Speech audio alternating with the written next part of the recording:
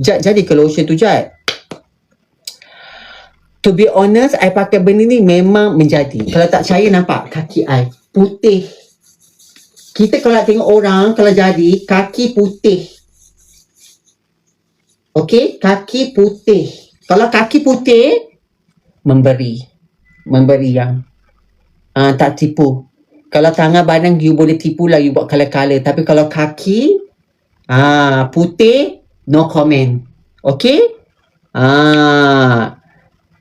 I bukan cerah, I tak cerah. Terpulang lah yang, I nak cakap lebih-lebih nak overclaim pun susah juga. Nak beli ya, bukan produk I, tapi I bagi tahu produk ni memang bagus untuk saya.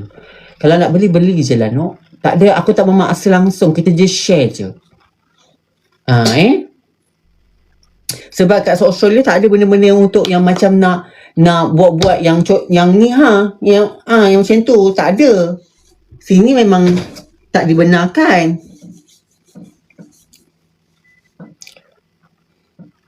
Ni Miracle. Lagi satu dia tak sticky tu, I suka. Tidur pula pakai.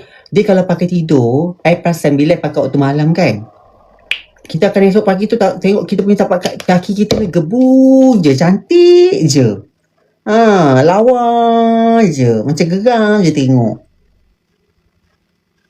Cantik. I suka bila pakai letak kat tapak kaki kan. Lembut je rasa. Jujur cakap, I suka. Nampak tu? Ni cerah. Nampak tu? I tak tipu ni cerah. Biasa kalau dekat sini, lutut, kita lebam kan? I tak tipu ni, I tunjuk you. Biasa lebam kan? You tengok. Cerah. I tak tipu yang memang cerah. Jujur cakap. Yang ni memang bagus. I dah pakai sebulan dah. Buku lali biasanya gelap kan, betul tak no?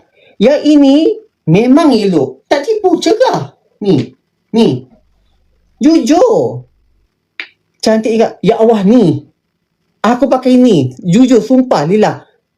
Betul, aku pakai ni lah. Biasa buku lali akan jadi gelap. Betul tak sayang? I tak tahu berapa harga dia. Tapi ini I dapat free. Sebab orang ni bagi tahu Sajad. Kata, akak ni berani ke hantar ni saya kalau tak bagus, saya tak review tau. Kata, cubalah, kita banyak orang yang pakai produk ni memang bagus. Okey lah, bagilah. Dia hantar, pakai, memang jadi. Tapi macam ni lah, biasalah. Bila macam ni kita cakap dengan orang tak percaya. Tapi tu pulang lah. Nak belilah. Ni mereka ni Tapi ini memang jadi, no, nampak ni. Tak tipu. Bersih je nampak. Tak tipu. Memang bersih. Biasa ni gelap tau. Gelap. Elok, jujur cakap.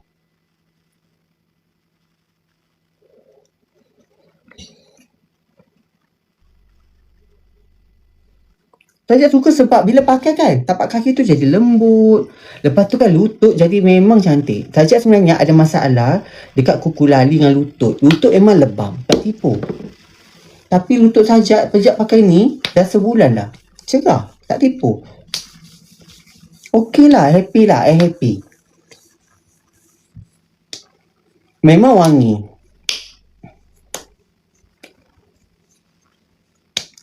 Tengok botol lotion ni dia.